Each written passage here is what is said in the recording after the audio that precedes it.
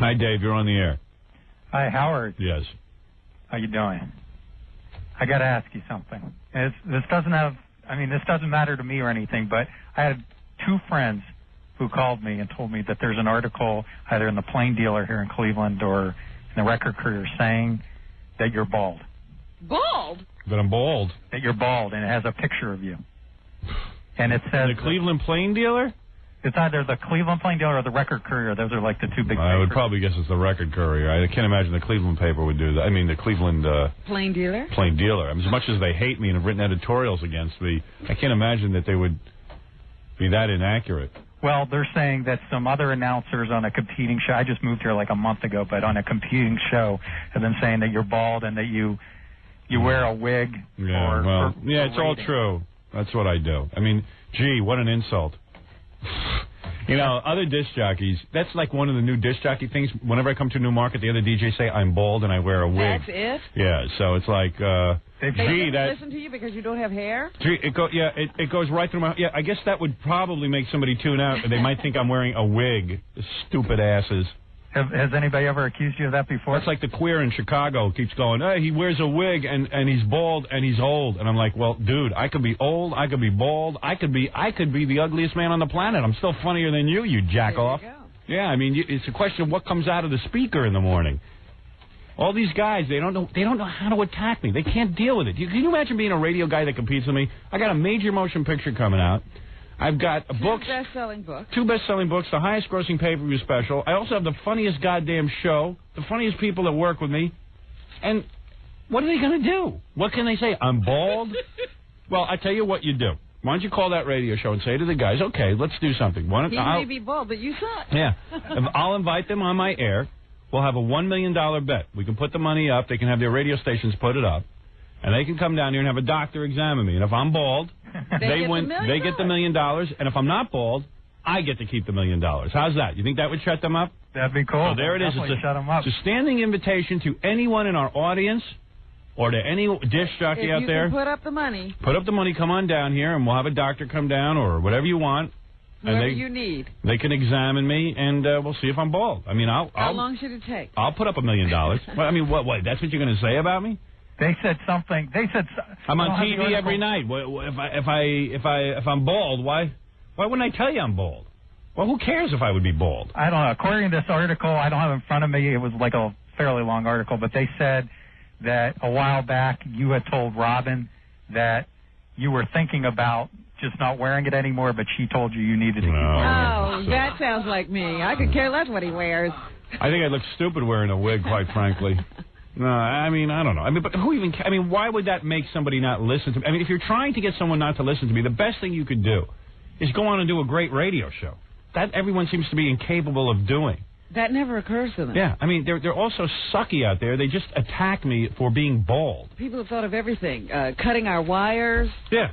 I mean, you know, being bald. I mean, you talk about Cleveland. They cut my wires. I mean, that, I got to admit, is a way to shut me up. They cut the wires to my broadcast, but it all backfired on them because it became the biggest story ever. They still talk about that here. Of course, it's legendary. They still talk about it, yeah. And it catapulted me to #1 in Cleveland, if anything. Although I was already #1 in Cleveland. Yeah, we were there celebrating being #1 when that happened. I mean, come on. I mean, how lame is that? I mean, what does that say about you as a performer? You have to cut my wires in order to win. Can you sue him for something like that? Well, first of all, it was a federal law developed by the FCC that you cannot tamper with somebody's radio signal. It's literally a federal law, but of course the FCC has no teeth except when it comes to me. That's where they attack like a rabid dog. The guy wasn't he found guilty of doing it? And they got no jail time. It's a federal law. Did nothing. So the FCC doesn't back up their own goddamn laws, except when it's me and I happen to say vagina or talk about ass hair. That drives them off the wall, and they will not back down. But how about when these guys say something like this? Can you sue them for that? Well, what's the damages? So you said I'm bald. I mean, I can't imagine I'm going to go in front of a judge. Although people do this all the time. They go in front of judges and win outrageous awards. I probably could sue. I mean, but you have to prove that you were harmed in some way. Yeah, I mean, how am I harmed by someone saying I'm bald? I still don't get it. Except if you sued them, that's probably what they want, because that would help their ratings probably. Not really, because they still do a sucky radio show. Yeah, that's the if problem. you go over to listen to them, then you come right back. I tell you, I've told my listeners for years, I invite you to go listen to the other stations. People try. Listen, you think I'm so entertaining every minute? There are times you tune over to another station, you can't find anything. Everyone sucks. No, because you don't want to listen to that crap that they're doing on all the other stations. Anybody with any talent isn't in radio. That's number one. What I'm doing here is beyond me. Anybody with any talent does not go into radio. It's a demeaning job. It's 5 hours a day. It's low wages for the most part, and people don't want to go into it. It's anyone with a creative brain goes into television or movies where the real action is. This is demeaning. First of all, working with other disc jockeys and knowing other disc jockeys. It's a horrible thing. You have no idea. I was talking to a reporter yesterday. I'm doing interviews for the movie. And the guy says to me, I'm a radio columnist. I'm talking to a lot of markets where I'm not on the radio. So I'm developing a rapport with some of these guys. I'm telling them about the show, telling them about the movie. Guy says, I'm the radio reporter. He says, I got to tell you, for the most part, it's really true what you're right. These radio people are absolutely miserable, disgusting people. Disturbingly so. And I said, you're absolutely right. I said, why do you think I hate it? I said, people say, are you insulted that the radio people are jealous and hate you? I said, no, because of their small minds. He even said to me, it's funny, he says, there's about three, I was talking to a guy, I don't know, I think maybe it was Houston or something, where we're not on the radio. He says, there's about 3 shows that all imitate you. He says, they're horrible. He says, including Imus. He says, we have Imus here in Houston. I go, that's great. I developed syndication. Imus is not in Houston, and I'm not. He takes advantage of it. He says, but I got to tell you, they all imitate you, and they go on the air and they say they hate you. Yeah. I said, I know. I said, that's the weirdest part of my industry, that I developed careers for guys. And instead of saying, hey, this is my inspiration, this is the guy I idolize, this is the guy whose personality I've stolen. Howard. But that's only what they're saying publicly. They're saying they hate you publicly. Well, yeah, I mean, but when do you see an industry, like you see the other night, Dustin Hoffman and Tom Cruise are both in the same industry. They're both actors. They're probably up for a lot of the same parts in some cases. And what happens? Tom Cruise gets up there like a gentleman. He says, I want to honor Dustin Hoffman. I want to say what an inspiration the guy was to me. He's an actor. I always tried to be like him. I admired him. It was a wonderful moment, even though the two of them are kooks. I mean, it was like a nice kind of moment. Yeah, but actors give each other jobs. They look out for each other. Yeah, I mean, in this industry, forget about it. I mean, if you met the other disc jockeys, particularly the clones of my show, you'd want to throw up. Yeah, but don't you think all those imitators go home at night and their wives say to them, or they say to their wives, I wish I could be like Howard? No, I think they go home, and even their wives, they probably meet these young chippies who they pick up on the radio station. And they probably say, they lie to their girlfriends. I can't believe it. I'm the greatest, and I developed all this. Well, probably the young chippies were fans of yours. But now, because the young chippie wants to be on the gravy train, they'll go along with the idea that they're great. Oh, I think these guys program themselves to believe that they're actually innovators and that they've created something different. And what, like some of them, like what they do is they dismiss him. They'll go, I mean, Howard did some good stuff at one point, but, I've really taken it to a new height, I took it to a different level. Meanwhile, they're just doing my material. I won't go where he goes. Yeah, that's why I'm getting fined and they're not. Don't know how to drive the car. Right. But that would mean like all their girlfriends, all their wives, their kids are all like just, lying to them and saying. Well, of course. I mean, look at the people close to OJ. His sister, his children. They all sit there and go, we know you're innocent, baby. We love you. They won't even consider the other side. But why? Because the money stops. Yeah, the money, the gravy train stops. It's that psychology. OJ has people around him who are not even convinced. In the back of their minds, they know that he's a schlub and he's a killer. They don't even bother to think about it. Yeah, they just don't deal with it. It's like we have to defend our OJ. They're just totally blinded. Yeah, in fact, they're excited by this. This is great for them because they've gotten back into his life. I am sure that OJ's family was completely out of his life.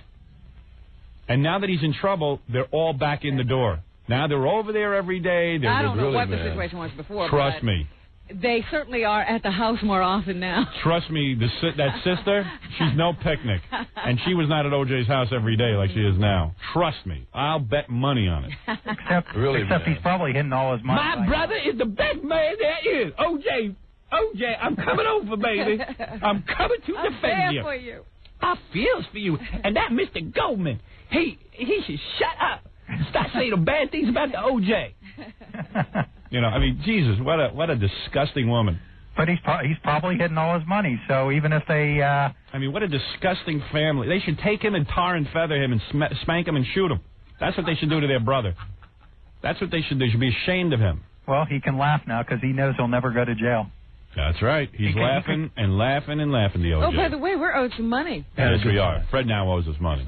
I told you the OJ jury will deliberate for many days, and they will, because they have to make sure the black people know that they really thought it through. What could be going on in that room now? Come on. I'll tell you what's going on. All right, here's the white people. All right, the one or two blacks are going, I think we ought to consider the fact that the police could have framed the OJ. And the white people are going, absolutely, you're right. Let's vote. We have no. Then they go, and they all roll their eyes while the black people aren't looking. And then they go, let's ask the judge. In fact, they already asked the judge. They wanted some evidence that would indicate whether they're looking over all the evidence. Let's be very careful. Yeah, let's go over it and over it. We don't, you got to put on a show, so that way when the black people hear about what the jury deliberations were, for days we mulled it over. We looked at everything. Such a farce. Never in the history of jurisprudence has there been a more guilty person, so much evidence, such an avalanche of evidence. It's so hard to pick and choose what we're going to use. Yeah, I mean, you can convict them on 50 different pieces of evidence. What shall we use? We can't stay here all day. Most of the people on death row have been convicted with 1/10 the evidence in the OJ case. 1/10. Did you hear that tape they've been playing all over the TV? What was that? That tape of Detective Lang. Detective Lang. Yeah, we played it yesterday. In fact, we're the ones who broke that story. Really? Yeah. Oh yeah. Robin got the that tape first. Jackie found it in the basement and gave it to Robin. Yeah, I mean that was like a confession. That was as close to a confession as you can get. Yeah, of course. Well, when you go on, maybe you can prove you're not bald. No, he'd rather get $1 million. Let him come here. Yeah, I say call these Cleveland disc jockeys and tell them to put up $1 million. Tell them to back up their words since they're real men. We personally enlist you to go give the challenge. Yeah. I mean, look at my interaction with other people in my business. It's a matter of them saying I'm bald. It's like kids. It's like children. It's children. See, I don't think they're worthy of the attention of a loyal Howard Stern listener. I'm just looking to make $1 million.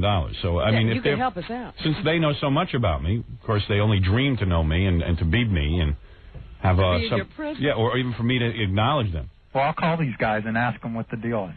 Yeah, but fine. If they got some money, they can prove it. Why don't you put up the $1 million?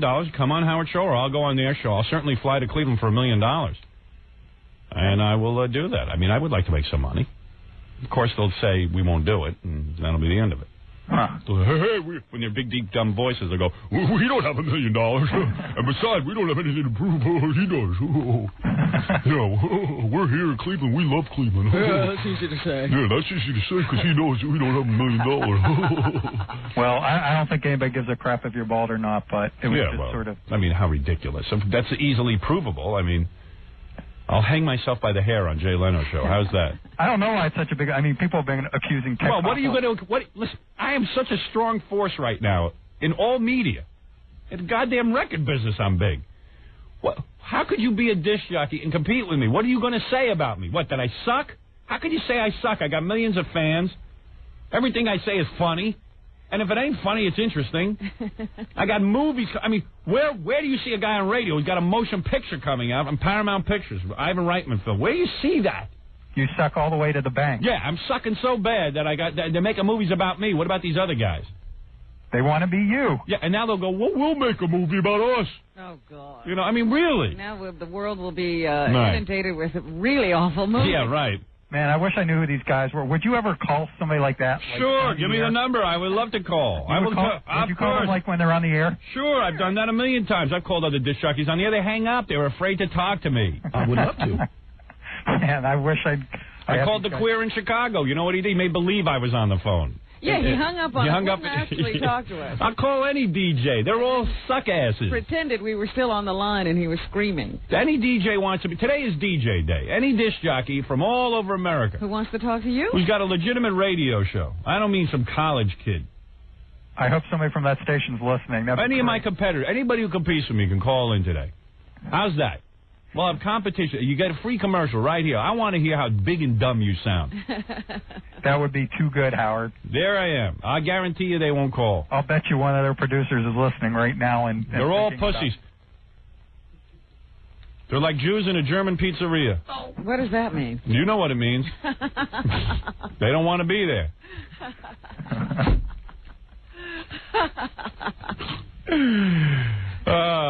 Explain that. that, please. I don't even have an explanation for that. There is no explanation for that. You know what I'm saying. They don't want to confront me. No, they're scared of you. They're scared of me. That's all. That's why they do it that way. Right. Instead of just confronting you. Of course. Here's the radio show. Everyone knows the number, whatever it is. Tom's a horrible number, 1-800-44-STIRS. Call up the number, and I'll put you on, and we'll debate. And we'll make bets. And you can say I'm bald, and then I'll bet you $1 million, and you'll come down, and we'll prove whether I'm bald. How ridiculous. No, they'll never. The one goddamn thing I have is hair. I got too much of it. They'll never call you because they know you bury them in like a minute. That's all. Thank you. Thanks, Howard. All right, Dave. We'll be looking for you all over the place. Good. I'll be coming to Cleveland very soon. Will you? Really? Mm-hmm. That'd be great. You won't, Robin. You're going somewhere else. Well, yeah, I got news for you where you're going. Oh, no. I got you booked. Oh. You're going to be very busy. We welcome you anytime in Cleveland, Howard. I love Cleveland. Thank you. Yeah. Thanks, Howard. Bye-bye. Take care, everyone. Oh, my. Last time I was there, I had a great time. I got snowed in. I spent the 2 days right. at a strip club. I was in a strip club for 2 days with a beautiful girl. Where were you supposed to be? Where was I supposed to be? I was supposed to be home with my family. You got snowed in. You were supposed to leave. Yeah. You couldn't leave. So I went over to the strip. The only thing open in Cleveland was the strip club. Can you believe it? I couldn't believe it. In fact, snow closed everything but the strip club. The strip club was in a mall, literally in a mall, like a strip mall. Right. And I go there, and I'm telling you, it was worse blizzard. And I go in there, and I said, I get a limo, and the guy can't even believe I'm calling. He goes, where is it so important you have to go? We're snowing, you can't go to the airport. I said, is there a strip club? So I go there to the strip club. Who was I with? I know. Wasn't Ralph with you? I don't know. No, Ralph wasn't with me. Dougie from E over there. I thought he was. And there was a couple other guys. Who was it, Gump or somebody? I don't even remember. Big no Joe. Radio station guys? From the radio Oh, they showed up, yeah. Couldn't get rid of them. I go over there, I get in the car, he says, send me this strip club over there in the flat. You didn't get embarrassed? No. All right, a little bit. I go in there. It was a chick, 19 years old. No, her parents, disowned her. The most beautiful woman you ever saw. Immediately comes over to me, says, I would like to go back to New York with you. That's a woman, that's a waif, that's an orphan. She might have been 16, who knows? Who was checking ID? That's an orphan. I never saw a more beautiful woman on this planet.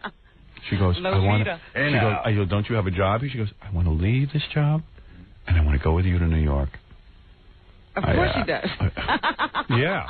And I said, really? She goes, yeah, I love you. I love your show. My head was spinning. I know you talked about her for about a week. Oh. Didn't we talk to her on the phone? She was fantastic. I don't know. Yeah, I think we called her. I don't think we could find. I think she's dead. Oh. She was going, I have nowhere to live, and And when I'm not dancing, I'm on the street. Yeah, I said, what about your parents? She goes, I hate them. I left home when I was 16. I said, really? She goes, yes. My mother beat me. My father, who knows what it was. I said, so if you vanished, no one would know or care? That's right. No one. I have no family, nothing. So you could have had sex with her and then killed her for all I know. And no one would have known. Yeah. Maybe you did. I go find her. I almost pulled a Katie Beers. Dug a hole? Dug a hole in the ground. Just let her live in there. Yeah, throw her food and chain her to the bed. There you go. Visit her every once in a while. Yeah, let her watch cartoons. Yeah, let her watch cartoons until they come home.